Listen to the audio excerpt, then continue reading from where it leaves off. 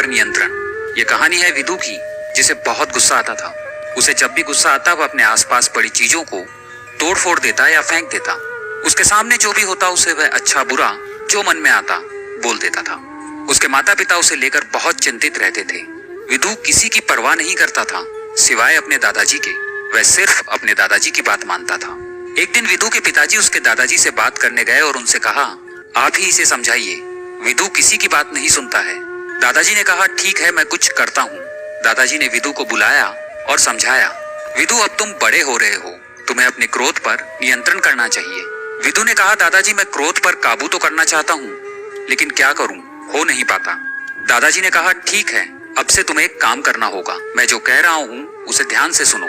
दादाजी ने उसे कीलों से भरा संदूक और एक बड़ा सा चौकोर लकड़ी का टुकड़ा दिया और कहा, जब भी तुम्हें गुस्सा आए इन कीलों में से तुम एक कील इस लकड़ी पर ठोक देना, इससे तुम्हारा गुस्सा किसी और चीज पर निकल जाएगा।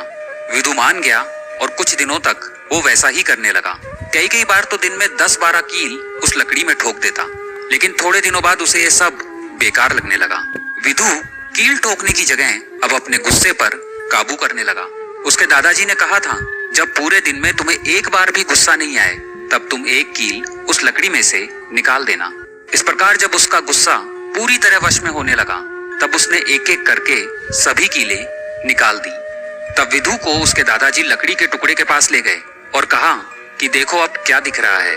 विदु ने कहा, दादाजी अब यहाँ कुछ नहीं है, मैं सारी कीलें निकाल चुका हूँ। दादाजी ने कहा, ध्यान से देखो, अभी भी वहां पर कुछ है।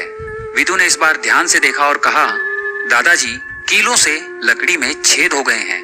तब उसके दादाजी ने कहा, ठीक इसी तरह जब तुम गुस्सा करते हो तो सामने वाले इंसान को तकलीफ होती है, उनके दिल में तुम्हारे गुस्से की याद रह जाती है और वह बात जब भी याद आती है तो उन लोगों को दुख होता है।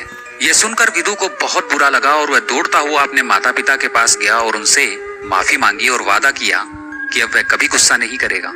विदु की तरह हमें भी अपने गुस्से पर संयम रखना चाहिए।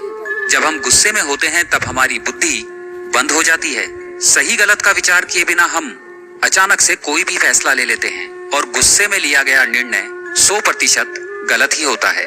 क्रोध के बारे में अपने दोहे में संत कबीरदास जी ने कुछ इस प्रकार कहा है, जहाँ दया वहाँ धर्म है, जहाँ लोभ वहाँ पाप है, जहाँ क्रोध वहाँ काल है, जहाँ क्षमा वहाँ आप हैं।